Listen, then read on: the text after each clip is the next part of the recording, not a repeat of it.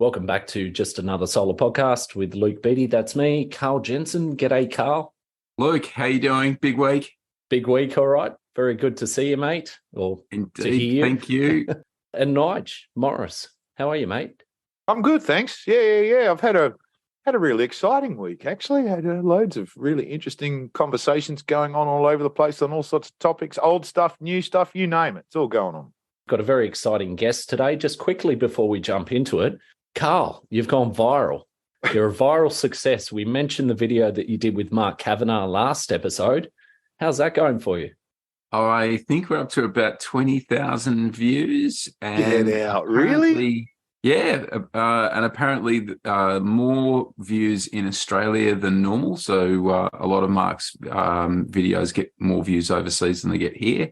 He tells me that it's his most successful video so far.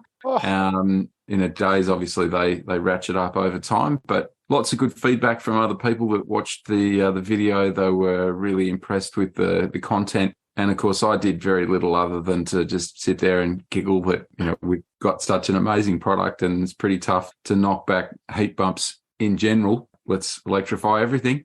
It's the topic of the day, heat pumps, isn't it? It's just everywhere at the moment. It's because I'm working so hard, Nigel. Is that it? Nice. You're doing well. And Nigel, what's exciting you this week? Oh, mate, I'll be honest and say that this week I've actually had a bunch of different conversations. So I won't go into why. There's a lot going on. But what actually blew me away was talking mostly to younger people in the industry and actually getting to know a bit about the business strategy and a bit about the plans of the millennial, mate. The millennial, watch out. Gen X, watch out. Let me summarize all this. Talk to 10 different solar companies about their angle on how they're going to get to the market or how they're going to deploy solar or how they're going to finance solar or how they're going to make a clip along the way. And you will get 10 different answers, right? Completely different answers. We've got some really successful guys and girls who've built big solar businesses over the years who we all know and love. But, I'm just blown away this week by the incredible brains of some of the millennials who are so needed. And they bringing up these new, younger businesses.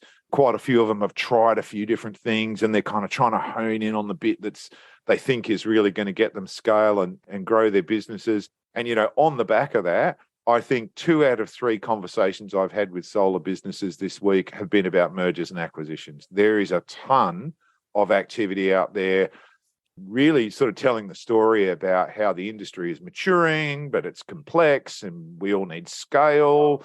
A lot of people want scale. And so there's just an enormous amount of sort of background activity and excitement. So, shout out to the young millennials with big brains.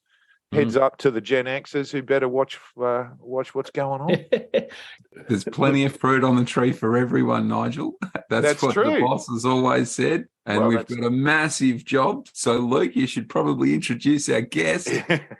I think we should. So it's one of the most preeminent people in the solar industry and has been for a long time. Kane Thornton's been with the CEC for 13 years. He's currently the CEO. And whenever there's been lots of major announcements or industry news at the forefront, policy with government, lots of the media that you're going to read, it's got Kane at the forefront. I did a bit of research on Kane's LinkedIn. So not only is he CEO of the CEC, but is involved, I think, even on the board of a school. I'm guessing his kids' school. He's in directorships with think tanks out of Monash University and a couple of others. I can't remember them off the top of my head. But Kane Thornton from the CEC, welcome. G'day, Luke. And hi, everyone. Great to be with you. I must say that's a very generous introduction, but given what we've just heard about Karl's viral media profile, and of course here with Nigel, the guru now, amongst many other things, I feel like a lightweight amongst you lot. But no, it's great to be here. There's stacks to talk about, isn't there? We'll get to it. Don't you worry. So just to lay the foundation for the conversation, do you want to give us a brief history of how you came into the CEC and what your journey has been to this point? Yeah, for sure, Luke. It's it's been a hell of a ride. As anyone who's been in this industry for more than a year or two knows the sort of bumps and bruises and ups and downs. Look, I came into the industry about 20 years ago at a time where I had an awareness of both the sort of climate change issues and risks, but I also had a sense of the opportunity and the scope for renewable energy in the future. And so those two things kind of combined. I was always interested in been interested in politics and policy. So I came into the industry with that focus. My very first role in the industry was actually doing a study into the challenges of connecting a rooftop solar system into the distribution system, into the grid down here in Victoria. And the time I remember having a conversation, I wandered around, interviewed the distribution businesses and said, how are you going connecting solar into your grid? It's, from our observation, it's really hard for customers and installers. And they were like, oh, yeah, it's a bit hard, but we're only doing about, 100 a year. We reckon that might get up to maybe 1,000 a year in the next decade or two. Here we are a couple of decades later with 3.5 million and rising. So that was kind of how I got in. And yeah, look, as you said, spent a lot of my career at the Clean Energy Council, a lot of focus on the sort of big picture policy and politics of the industry. But, as we've built the organisation, we're now an organisation of about 100 people. And not only do we still focus on those big picture policy issues and, arguing and defending the industry on those at a high level, but we're now rolling up our sleeves on the, all the really complex, hard stuff. And some of that, I think you and the industry see. And to be honest, a lot of what we do is probably behind closed doors, necessarily working with a lot of different regulators and governments and different bodies to make sure we're addressing the issues that matter to the industry and ultimately making it easier for people to go solar and go renewables. I reckon that's a great intro because, you've personally copped a bit of crap online over the years, Kane, like all of us, we all get a bit of crap slung at us from time to time. That's nature of the beast. And the CEC certainly copped its fair share of flack over the years as well. And, I have to be honest, whenever, no one's perfect, but I always do remember some of the great conversations I've had with you and the hundreds or so other people at the CEC and remind everyone that there's 100 people down there who actually want solar to be as successful as you and me, mate. So I don't know where your criticism's coming from, apart from maybe, some mechanical issues or whatever it is. But, at the end of the day, I want to congratulate you for persisting and the rest of your team for giving a shit about solar, because I know you do. Thanks, Nigel. I mean, that's the 100 people that I work with. And I mean, I have the privilege to lead, but they're actually the ones that do all the hard work in the CEC. I mean, there's absolutely no doubt about their motivations and what they're trying to achieve and what we're trying to achieve. It is hard. Some of it's really difficult. We've got an ability to influence certain things and, take a lead on certain things. But then there's other areas that we're just part of a bigger machine and there's some limitations on us and there's a lot of frustrations that we can have. I mean, I sort of take the criticisms, to be honest, pretty lightly. I mean, again, always welcome feedback and there's always things that we can do better. We're still a relatively young industry and we're still emerging. There's a lot of areas for improvement as there are for our organisation as we've grown and evolved. It's a privilege to be able to lead. There's no doubt about that. We can see problems and say we're going to do something about it. That's a real privilege. With it comes some stress. With it comes criticism. And, we try to get the balance right.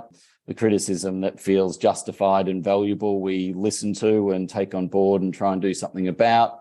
The rest of it, our ears are always open, but we're just going to keep pushing on and doing what we think is the right thing for the industry. And particularly, I think where we're also in part, we're a bit of the cop on the beat as well. So that means we, people sometimes say, oh, I know heaps of people that don't like the CEC. Well, I can give you their installer accreditation numbers because there are hundreds of them that we've actually cancelled their accreditation numbers. And I can bet that they're not big fans of the CEC. It's actually, to be frank, that's a badge of honour for us. We're not here to win a popularity context, but thank you, Nigel. I appreciate that. Nigel changed tact. We're meant to be doing a hatchet job on you, Kane. Kane's on the. I've got my rocks ready. I'm going to start. He'll get there. He'll get there. Yeah, he wanted to start with the nice stuff, but he's just warming up. That's right. Compliment sandwich. Oh, look, I've always been very, very straight up about the CEC as being an imperfect organisation, but being incredibly well intentioned and. One of the things I've also tried to do, which I encourage lots of people, especially people who are critical of them, is get involved. So I've done that over the years and always had the view that if you think something's not working right, get involved, try and influence it, try and steer it. And, you often get a very different perspective when you're actually on one of the many committees or many panels that are available to folks to get involved in. Just a shout out to that. I mean, I said we've got a great team of people, but I mean, at the end of the day, we're here to work for and on behalf of the industry. And a lot of the work we do, if you look at whether it's our board, people like Warwick Johnson has been a long-serving member of our board. Many people like Nigel included have been part of all sorts of committees and working groups and, parts of the sort of bigger machinery. So, credit to those people who put in a lot of effort and, often it doesn't get widely seen or recognised. So let's look at some of the moving parts then, Kane. We had the approved Solar Retailer program, which at the heart of it was great intentions to get solar retailers committing to a higher standard and being accountable to that. That's rolled into the NetCC program, which the CEC is also administering. Now, it seems that there's a cohort online that are quite critical of it. Some have participated, no longer participate. And then there are others that approve solar retailers now under the NetCC program and sort of embrace it. So do you want to explain what it is and what it's morphed into now? What does it look like? Well, it's worth backtracking a bit and saying where did this come from? And it was about nearly 10 years ago now when a collection of leaders in the industry got together and said there's a gap here. And the gap was clearly in some of the poor behaviour that we were seeing in retailing practices. And we then spent some time going and talking to some of the other regulators, ACCC, the consumer affairs bodies around the country, the Clean Energy Regulator, et cetera, and saying there's a problem here. Will you step in and fix it? I remember talking to the ACCC about phoenixing as an example to say it's a problem in our industry. Can you do something about it? And overwhelmingly, the response from all them was, no, not really. This sounds like a kind of industry-specific issue. Sounds quite technical, bit outside of our scope. We'll leave you to it. And so at that time, we then said, well, all right, the only way to have some impact is to develop an industry code. We worked very closely with some leaders in industry. Nigel was heavily involved through that period. We developed a code, we consulted, we got it ACCC authorised, like many industry codes we put in place and it got up and running. And what then happened was a number of governments, Victoria is the most obvious one through the Solar Homes program, said, actually, if we're going to be providing incentives to consumers, we want to make sure that they're getting it from a retailer that's meeting a higher standard. And when they looked around, that code, the approved Solar Retailer program, was the only code that put in place some higher standards. And I think some of the criticism, it's interesting, we get two types of criticisms on what's now the NetCC. We either get people saying the bar's too high and you're preventing us from taking part and being part of the industry, or we get people saying the bar's too low, it's not pushing enough people out. And so you do see that online where people will post companies and their practices and things that haven't necessarily been picked up on or weren't picked up under the program. And then automatically they'd criticize a program saying that it hasn't got enough teeth, it's not enforcing this enough. Yeah. So, what people I don't think quite appreciate is, so it's a code that it's not just, me sitting around on a Friday night saying, which retailers do I like? Oh, yeah, they can stay in. And, those ones are a bit whatever. I saw something on Facebook. Let's kick them out. It's ACCC authorised. There's a complete compliance program. There's a separate independent panel that verifies decisions. We have to make decisions based on evidence. We have to go and validate and verify that. It's worth noting, we get legal action against us regularly. Again, that's a sign that people are taking it serious and this thing has serious impact. And we need to be able to defend the decisions we make, either to those independent panels or to the courts, and indeed to those governments and government programs that oversee it. It's also worth noting, we work very closely with a lot of the consumer bodies, and so they're experts in consumer law, whatever is complex, and I think it's fair to say sometimes flawed as some of that law might be for our industry. But there's a whole regime around it that means when we get complaints, we investigate them. Some of that information we can act on, some of it we can't. There's a whole framework for what actions we take when we get evidence, and we're continuing to grow and improve and expand. And I think the development of the NetCC actually came about by government saying, yep, this is what we need for the solar industry, but now we want this to be expanded out to the hot water industry, to EV chargers, to other new energy technologies, because this is a measure that allows us to recognise better behaviour from retailers and to be able to exclude retailers that very clearly don't meet those standards. And I've had a bit of experience, in the war room around some of this stuff as a member of the panel from time to time, the advisory panel, and it is fascinating to hear the challenges and stories, both good and bad. As you say, that we can't kick him out, or we shouldn't have kicked him out, and the legal challenge stuff just blew my mind. How vigorous some of the legal challenges were, and what a challenge that is. But I wanted to just pull it back because, you saw the need, or the industry actually helped bring the need for retail, a better retail code of conduct forward. That turned into the program. You guys ran the program for many, many years. Then the CER sort of stepped in, the behest of industry, saying we need to cover more technologies. We're going to create this new scheme. But the CER kind of took over it, but didn't quite. It's actually outside the CER, sitting in an advisory panel, and then they will basically subcontracted you guys to come back in and then continue to run it. Is that a fair description? Yeah, kind of. I mean, I think what happened was, firstly on the CER, the Clean Energy Regulator undertook a review a couple of years ago, and I suspect we'll come back to this because their review was focused really on both installer accreditation and products, and the extent to which the CER, and there's been some misleading information and arguments put here, but the CER really don't have retailing in scope. So the extent to which the CER have been or are playing any active role, other than in the most extreme cases where there is evidence of retailers essentially undertaking highly fraudulent activity, then the CER will step in. But if you look at the code, things like, whole of system warranty, things like oversight of sales contracts, response to warranty claims, etc. These are things that the CER haven't and don't plan on playing any role in. So what we then did at the bequest of government is go through a process to essentially develop the NetCC. It's worth noting the CEC fully funded this, and we did that in collaboration with a whole bunch of groups, again, consumer groups, different parts of the energy sector, lots of industry consultation. We funded it, we developed it all, we brought all those groups together. In that process, a decision then had to be made about who was the right organisation to run it and operate it in the long term. For what it's worth, we obviously excluded ourselves from that decision and said, clearly, we're happy to continue to do that. We'll step out of the room. This went on for weeks and months, but we'll step out of the room and let you decide. And they came back and said, well, we don't see who else is capable of doing this going forward.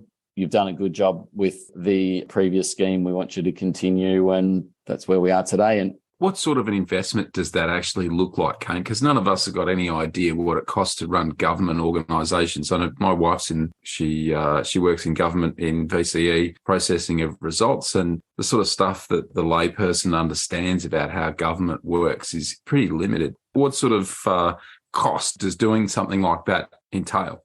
Yeah, it's material is the short of it. Look, I don't have the specific numbers in front of me, but I can tell you that creating the NetCC, and we had a number of different lawyers spending large amounts of time getting the drafting right. We had to go through an ACCC process. In fact, you might recall we got challenges in the ACCC process, so we needed lawyers to work through that.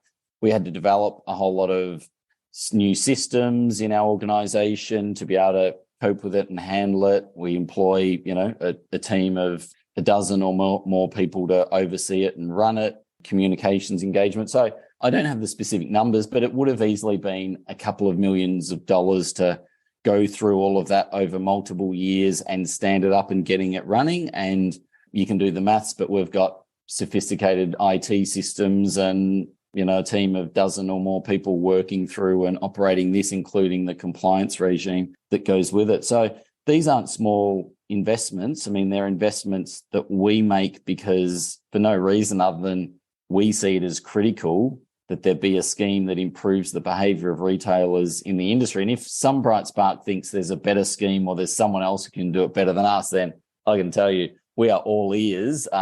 In fact, we constantly have conversations with other parts of government saying, are you sure you don't want to step into this? In fact, we actually think there's some of these roles, there is a bigger role for government to step in and regulate.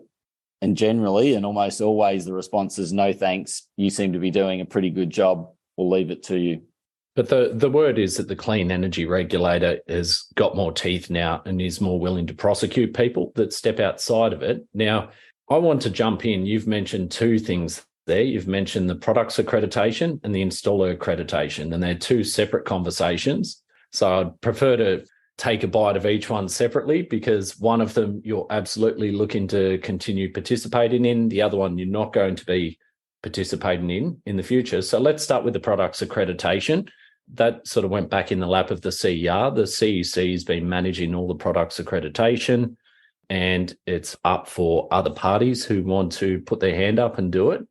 Do you want to give us the CEC's point of view, both historically what you've been doing, first of all, and then secondly, just a case why you want to hang on to it and why you feel that the CEC should be continuing with it? Yeah, right. Luke, I think that's right. So the CER did the review and decided to go through a competitive process, both for installer accreditation and for the products assurance role.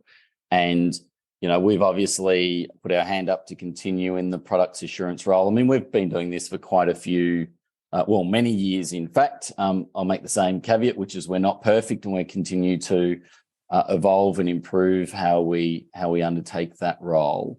You know, the reality is this role in particular is a highly complex role, and many of your listeners might have a sense of the role, but, you know, there's obviously a whole collection of standards, Australian and international, that apply to products. There's complicated certification processes that we really undertake a validation process on to confirm, is said panel, is said inverter, does it meet those requirements, and therefore is it eligible to be installed in a system which receives STCs in Australia. And so that's the role we've been playing. We continue to. It's highly complex. We've automated some parts of that process, but at the end of the day, there's some pretty complex engineering judgment required. There's often some sort of really difficult interpretation.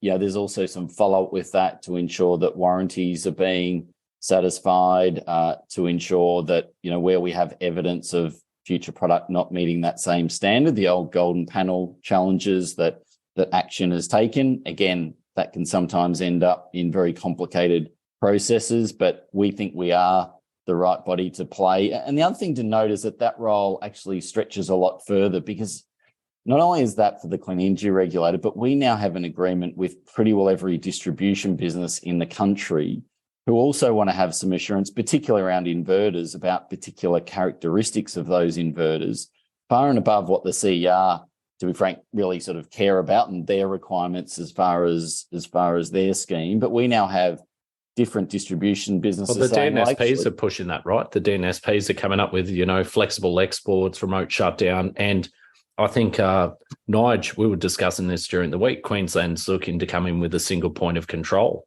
by the end of the year. It's a never-ending sequence of regulatory and technical change, right?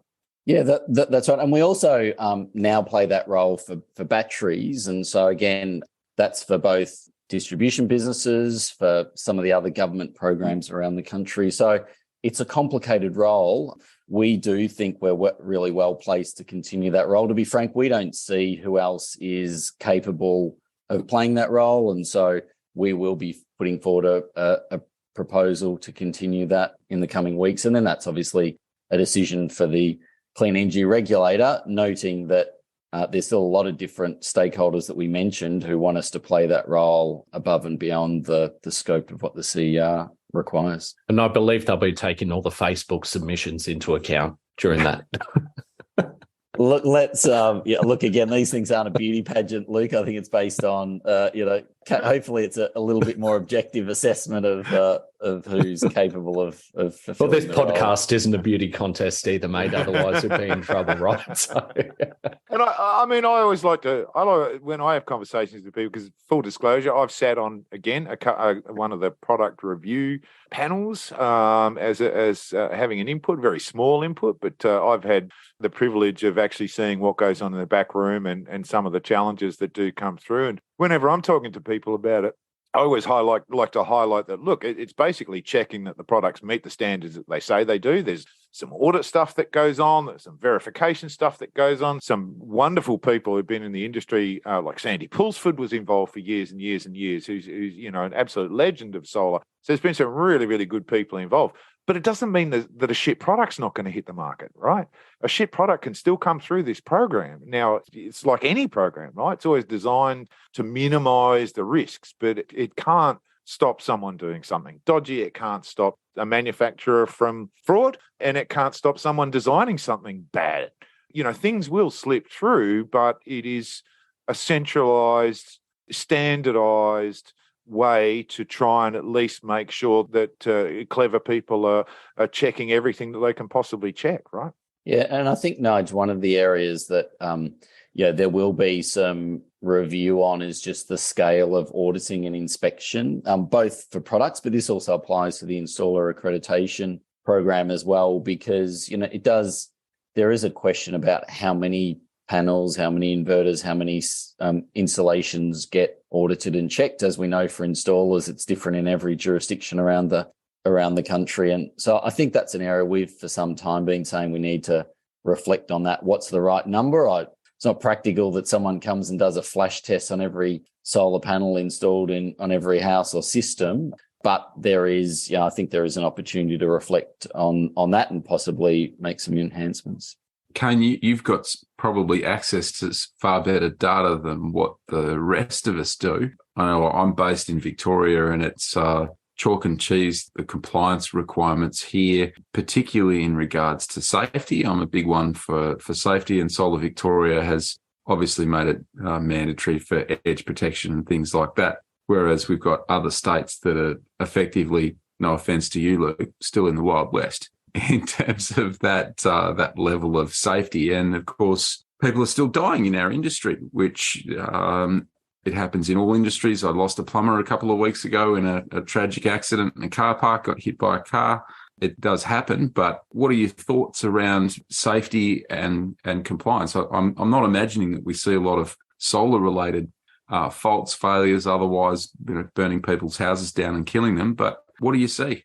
Yeah, it's a really good question, Karl. And I think it's something we take really seriously. I mean, when there is a tragedy, when someone passes or there is injured, it deserves a lot of attention and scrutiny. And we know that industry is not perfect. We know there's issues. I think what we see, firstly, I mean, here in Victoria, we've seen the difference that the Solar Victoria approach has taken. So, obviously, they have a big role in the market. And what they've done, I think, enormous credit to them to say they're not just a government body that just hands out checks. They're actually leaning right in. And if you look safety, I think in particular, the work they've done in driving higher practice, in really focusing on compliance and cracking down, I think is really first rate. And we now speak to other governments around the country saying, you need to look at what they've done and match it. There's things we, as the Clean Energy Council, can't necessarily enforce any of that, but we can highlight it and promote it. So I think there absolutely is more work to do. I think the numbers show that over time, both from the clean energy regulators' inspection data over the years, but also the solar homes inspection data, is that the industry has continued to improve. In fact, it's really hard to get data on this, but if you also look at our industry, I don't think there's another industry in the country that is as heavily scrutinised and regulated as ours. And if there is, I've certainly never seen the data that shows they are, or that shows their outcomes are any better than ours. And I've spoken with some various regulators over the years. This has been a problem for us, actually, because we go to them and say, we'd like it if you did some more inspections, because we think that's important to improving practice in industry. And they basically say to us, no, forget it. We don't think there's an issue here. We're actually focused on industry X, Y, or Z because we see a lot more cowboys or a lot more safety issues over in those industries. So, we don't want to be complacent. We can always improve, and we have to be critically focused on safety, both for our workers, but also customers. But I think we can also be proud of what we have achieved and where we are now. And I think it's a balancing act going forward. I think a really good example of that is Solar Victoria, because there are VEECs there are certificates, there are rebates effectively for it. Solar Victoria is saying to the plumbers, you need to comply with your own standards, which have been in place for a long time. That draws a contrast that the solar installers are absolutely used to being heavily regulated. Compliance is a big issue, and we've had to work through that. Whereas for plumbers, plumbing is as old an industry as anything. I don't think anyone goes to work to do a shit job. I really don't. I genuinely believe in my heart that everybody goes to work and does their best every day. There'll be the odd person that doesn't, but the vast majority will go and try and do the right thing. I think the problem is in the training. So Solar Victoria had $11 million to spend on training in Victoria between plumbers, electricians, anyone else that wanted the training. I turned up to a plumber's training day about heat pumps, and no one turned up. I was the only one there, which was really disappointing. When we provide funding for this sort of stuff. And I tried to get an invite. I sent lots of emails, didn't get any responses. So I thought, I'll just turn up. I turned up and there's nobody there. Yeah, I think that's, we see that at the moment, and it's an area that the Clean Energy Council is doing more and more work on. But the training, in fact, it's right across the industry. I mean, I think particularly in the solar sector, the training has been really substandard, and we've been doing a lot of work looking at how can we drive some reform to training practices. A lot of focus. I got to speak in Parliament late last year at the Jobs and Skills Summit and talk about, the state of the vet sector and, some of the challenges that we face. I think getting quality trainers is actually one of the major issues across the industry at the moment. So yeah, it's certainly a challenge, that's for sure. That's a perfect lead into the installer accreditation, which the CEC has been administering for years now. And another one that went into the Clean Energy Regulator's lap, and it's gone up for a competitive process, and the CEC's decided not to continue with it. So first of all, I'd love to know why you're not looking to continue with it, and also just any other thoughts on what the program is to date and also what it might look like going forward. According to Facebook, the CEC was making millions out of accreditation. Kane? I think it was squillions, Nige. Where are the squillions? So someone on Facebook owes me squillions of dollars by the sound of it. Look, I mean, to that one, maybe just to start with, I mean, we're a not-for-profit organisation. Our constitution and what we're here to do is to serve the industry and our members. And the costs we charge to industry, whether that's for membership or it's for the NetCC program or it's to be an accredited installer, is the cost that it takes to cover the cost to run the scheme. Some years the costs are up a bit and the income's down a bit, and other years it's the other way around. But fundamentally, that's what we're here to do. So yeah, our decision on the installer accreditation program was different to our decision on products, and that's because really we see there's two functions as it relates to installers. One is a very administrative and practical task of saying, has this installer completed necessary training? Have they completed and ticked the right boxes as they've submitted to become an accredited installer? And if there's evidence that they have done something wrong, is their accreditation suspended or cancelled? Now, there's over 9,000 accredited installers, so you can probably guess the number of transactions, people, forms, processes that you have to go through to process all that. It's a lot. And our judgment was that that's not particularly high value, and that there may well be another organisation out there as capable, even better if they're better than us at playing that part of the role. And that's why we said we won't be putting forward a proposal. It did come with the caveat, Luke, that is, if there isn't someone else out there able to play that role, then, I mean, there's no disputing that there needs to be an accreditation of installers in the industry. And if there is no one else willing to do that role or capable, then we'll reconsider that if we need to on behalf of the industry and continue to play that role.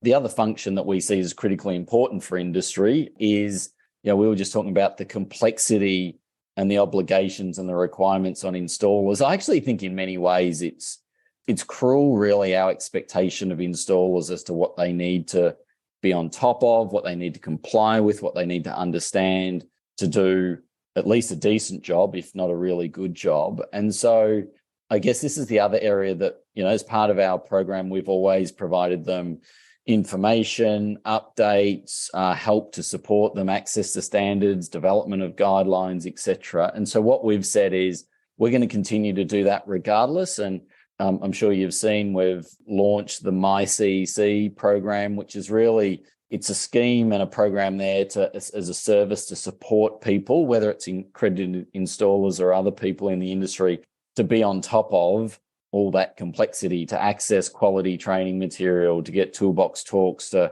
understand the latest changes and developments. And so we're going to continue to do that regardless, whether we're the accrediting body or not into the future. And look, time will tell. The CER is in a process around selection of another accrediting body.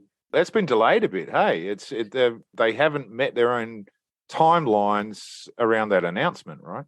Yeah, Nigel, which to be honest, I'm quite comfortable with. And the reason is, I think as the CER, and I suspect as the other entities that might have put forward a proposal to play this role in the future, I think they've started to understand the complexity of the role that we currently play, but also the complexity of transitioning from us to a new body. And as I said, we've got a team of people. We manage over 9,000 accredited installers. You can imagine how many transactions, how many phone calls we get from those installers on a daily basis, how many credit card numbers are provided to us, all of those things. And so I think as time's gone on, I think the CER realised the complexity of the role and the transition. And we certainly encourage this, which is this can't be rushed. If there is another body out there capable of doing this, great, no problems. We will work very constructively to make sure there's a smooth transition,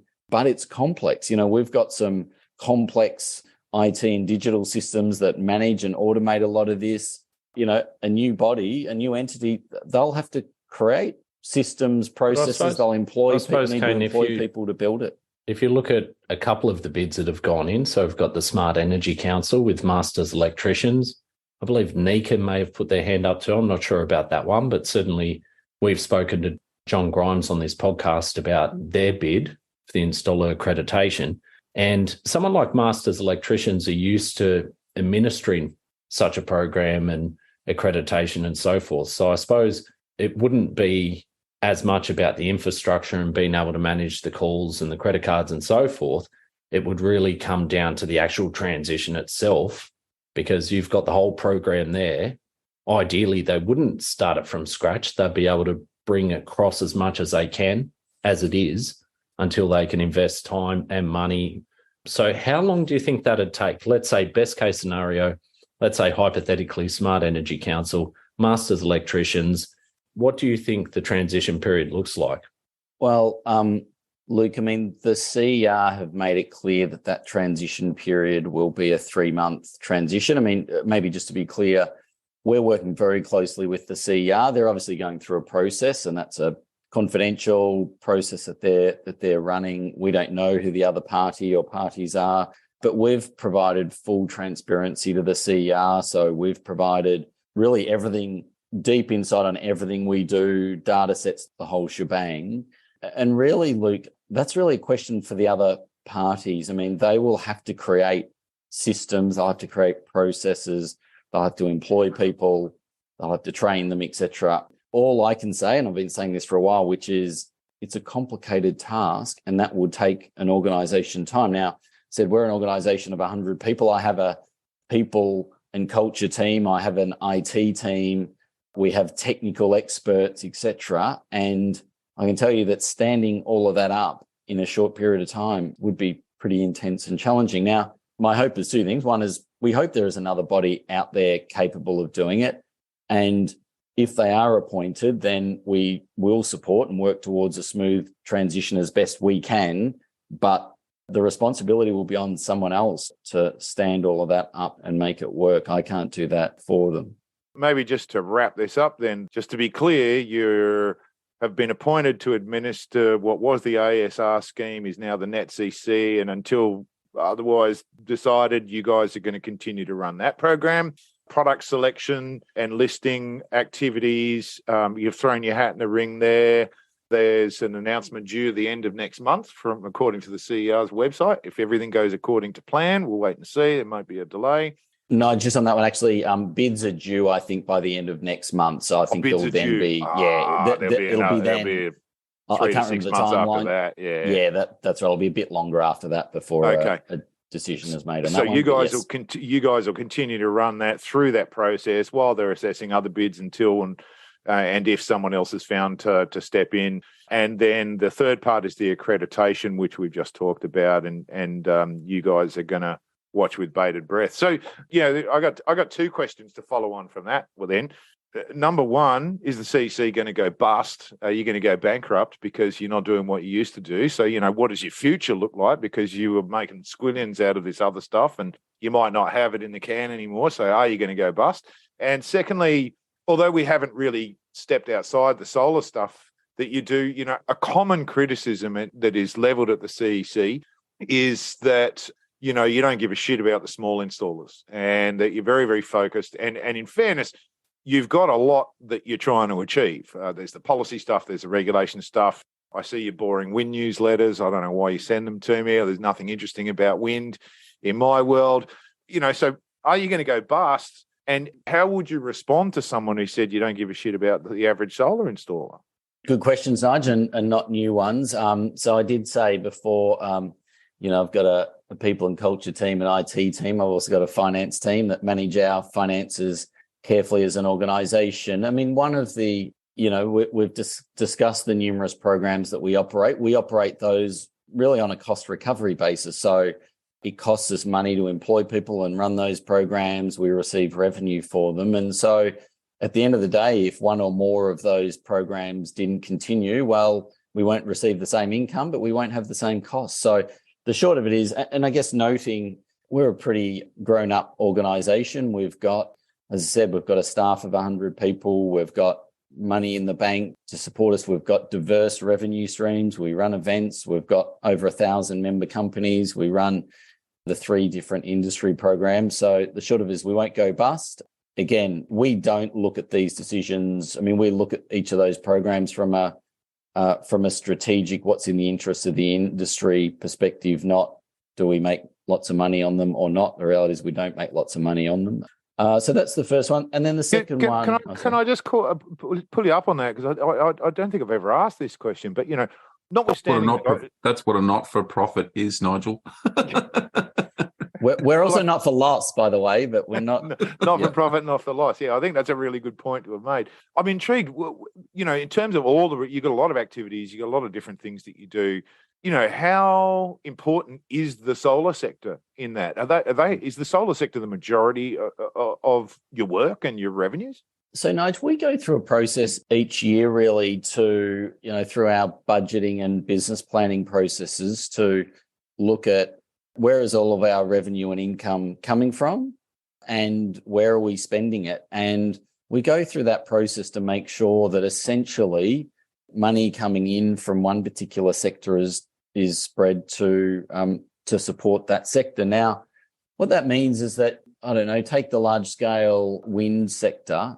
Right now, one of their major focuses, for example, is on planning policy. And so we've got some of the team putting a bunch of effort into working with governments and planning departments to improve planning policies in the solar sector. I mean, many of the programs that I've referred to were at the time identified as industry as big gaps and challenges, and we made investments. We spent the industry's money essentially on developing and standing up these programs. That takes time, effort, some of the things I've already discussed. So we go through a process to make sure there's alignment on that. Now, it's worth noting that, it's not a science. There's a bit of art to it because there's plenty of things that we do that actually take the work on workforce. We've got now a team doing a lot of work with governments and university sectors and TAFEs to improve the workforce for the sector. Our Women in Renewables initiative, we don't measure how many women attend those events specifically from the small-scale solar sector versus the large-scale solar sector.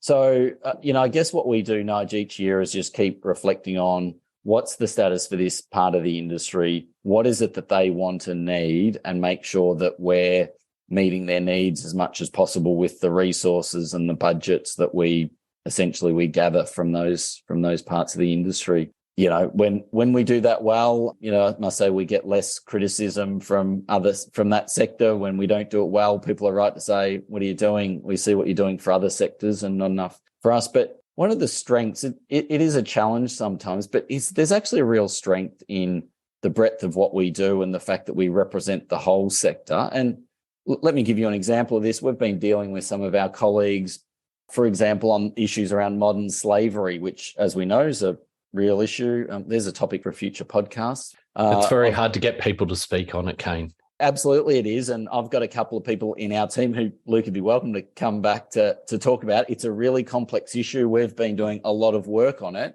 And we've been doing a lot of work on it from the perspective of both the small-scale solar sector, but also the utility-scale solar sector. And indeed, these issues aren't isolated just to solar. But that's meant we've been able to commission lawyers, work with partners, do some initiatives. We launched one this week to help to shed some light on this and develop and improve our supply chain.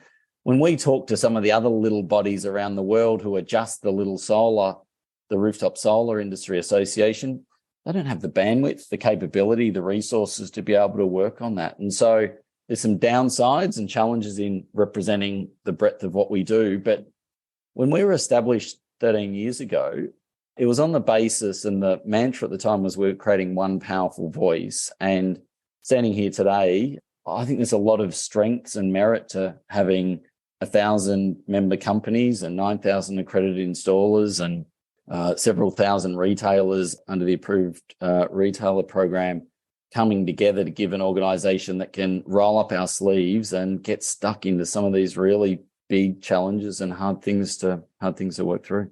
And we've got lofty targets, so 80% renewables and 2030, 2050 targets.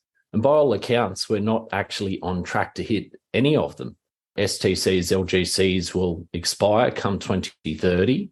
There's still mass polluters out there. It's going to be necessary to offset there some of the state programs, with VEECs and ESCIs and so forth, ACCUs as well. But there's still going to be a need for those certificates.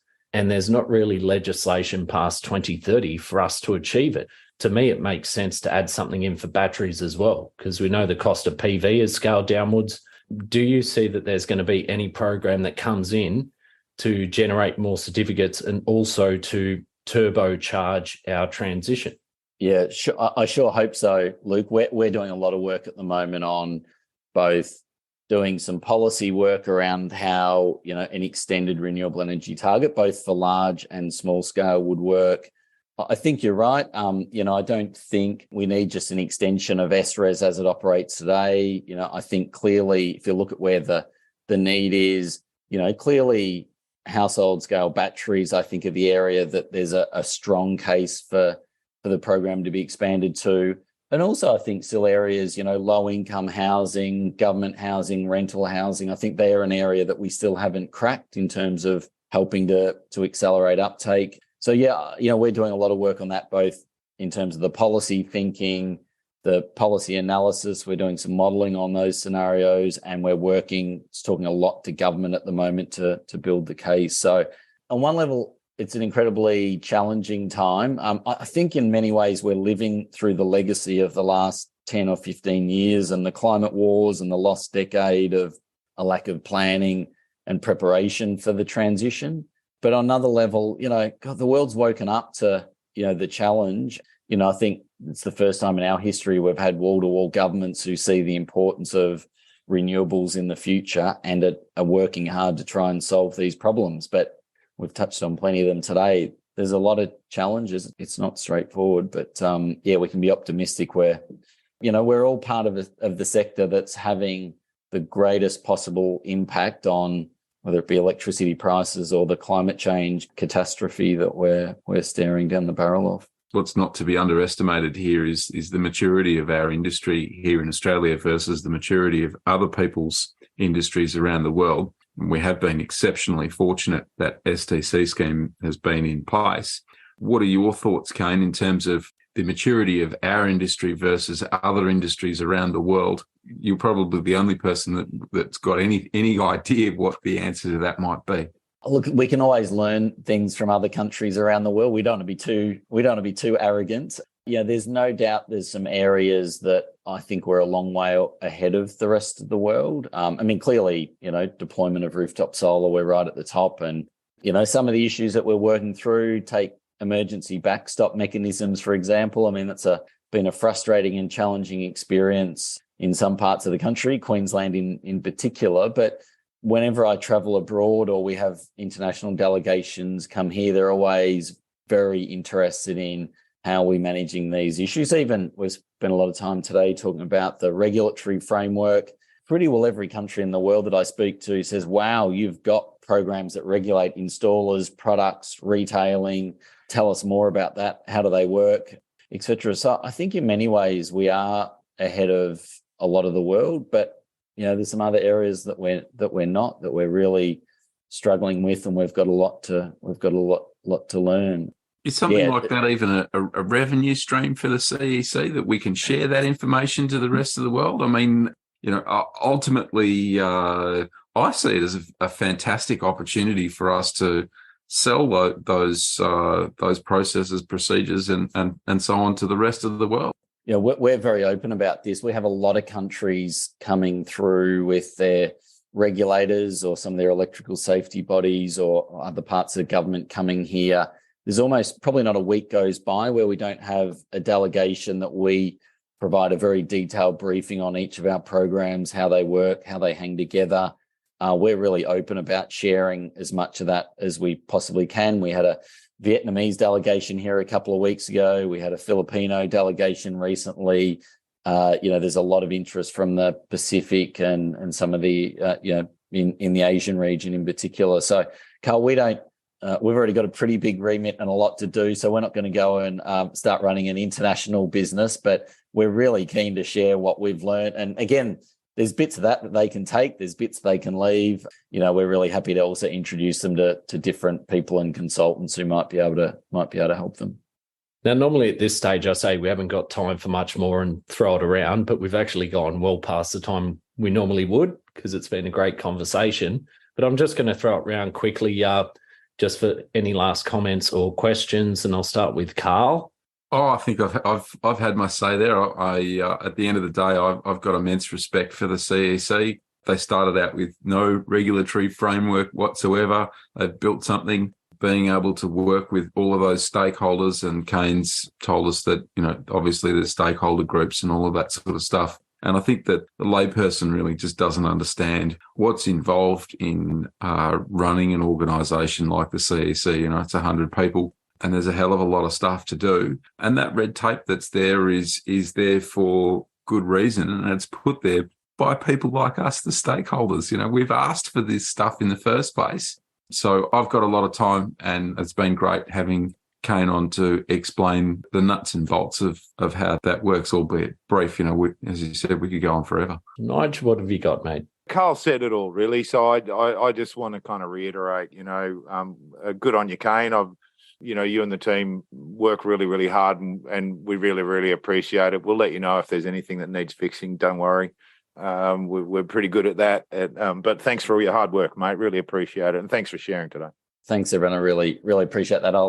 Again, the feedbacks go straight back to the team of people who are probably still sitting at their desk ploughing through the hard work now. But don't be backward in coming forward. I know I barely need to say that to friends and people who've been in the industry a long time, but there's always more there's more to do. There's things that we can improve, but I think always really value feedback, particularly from people who are prepared to roll up their sleeves. They say don't take criticism from people in the cheap seats, but people who are prepared to roll up their sleeves and get stuck in and have a crack. So, always really appreciate the feedback and really enjoyed the conversation today.